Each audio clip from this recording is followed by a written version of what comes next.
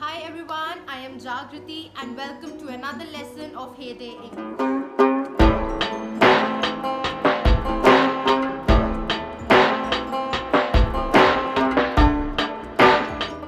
Today's lesson is gonna be the most important one as this is the most important topic plus it's confusing too. So it's very important to know the structure as well as usage. Today's topic is going to be on tenses. Past, present as well as future. Before getting into the video, make sure you subscribe to my channel and click to that bell icon below so that you can get the regular updates of my video and share it as much as possible. So let's get into the video.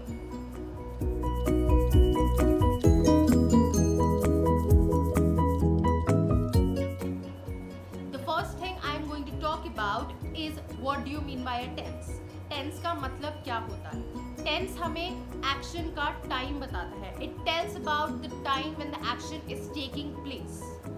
Is it regular और it is continuous और it has happened just before now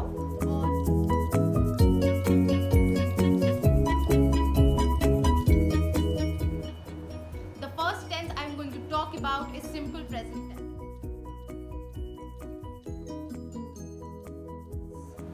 इसका जो rule होता है वो होता है subject plus V1 और V1 S और ES प्लस ऑब्जेक्ट. क्या मतलब है इसका? सब्जेक्ट दो टाइप्स के होते हैं, एक होता है singular and other one is plural.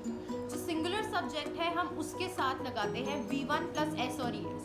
Like she singular subject है, हम उसके साथ गो नहीं लगाएंगे, गोज लगाएंगे. She goes to the market.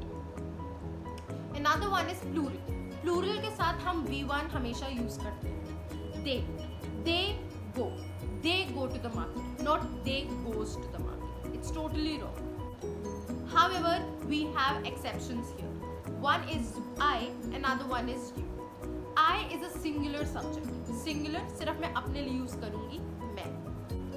I के साथ हम यूज करते हैं first form के लिए. The most common sentence which everybody knows is I love you. I के साथ हम love लगाते हैं, loves नहीं लगाते हैं. So it's always going to be I love you, which means I plus V1 and the object. It's the easiest way to retain this. Another one is you. You is singular as well as plural subject. मैं एक के लिए भी, तुम के लिए भी you use करूंगी और तुम सब के लिए भी you use करूंगी. अब इसके साथ हम plural V1 ही लगाते हैं. You go, you leave, you eat. Not you eats. It's wrong. Now let's talk about usage. The first usage is habits. When we are talking about our habits or our habitual actions, we tend to use simple present tense. This diagram will help you to understand it very easily.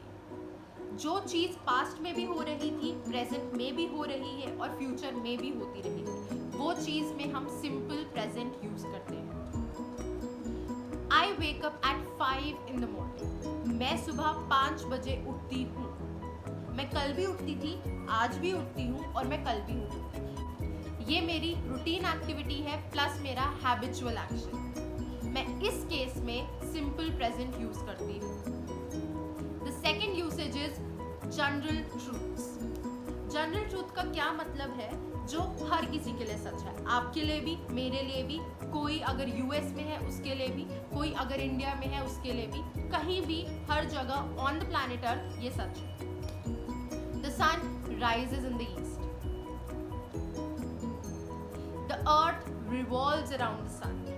जो earth है वो घूमती है इर्द गिर्द सन के, वो सबके लिए घूमती है. Universal truth. इस केस में भी हम सिंपल प्रेजेंट यूज करते हैं. The third usage is talking about future event when it's fixed, when it's sure, तब हम सिंपल प्रेजेंट यूज करते हैं. आपने काफी बार ये चीज नोटिस की होगी कि सर्कुलर्स में आता है tomorrow is a holiday. Tomorrow will be a holiday भी ठीक है, और टुमारो फ्यूचर होता है तो हम इस क्यों उसके साथ यूज कर रहे हैं. Will has a lesser surety power than is in this case. जब मैं बात करती हूँ कि श्योर है, मैं सारे अरेंजमेंट्स कर चुकी हूँ, फिक्स्ड है, प्रॉपर 100% श्योरिटी है कि कल ऑफ होगा, तो मैं टुमारो के साथ इज भी लगा सकती हूँ। मैं ये भी कह सकती हूँ आई लीव टुमारो, मैं कल निकल जाऊंगी, मैं कल चली जाऊंगी। श्योर है, सारी चीजें हो रखी हैं, सारी चीजें हो चुकी हैं, मैं कल एक्चुअली में चली जाऊंगी, तो तब मैं सिंपल प्रेजेंट यूज करूंगी in order to refer even a future event. I hope it's clear. The second tense I am going to talk about is simple past tense.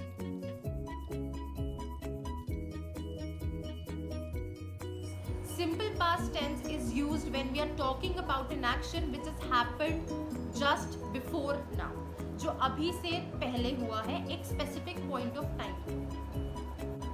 Let's talk about its structure. It has subject plus second form of the verb and object.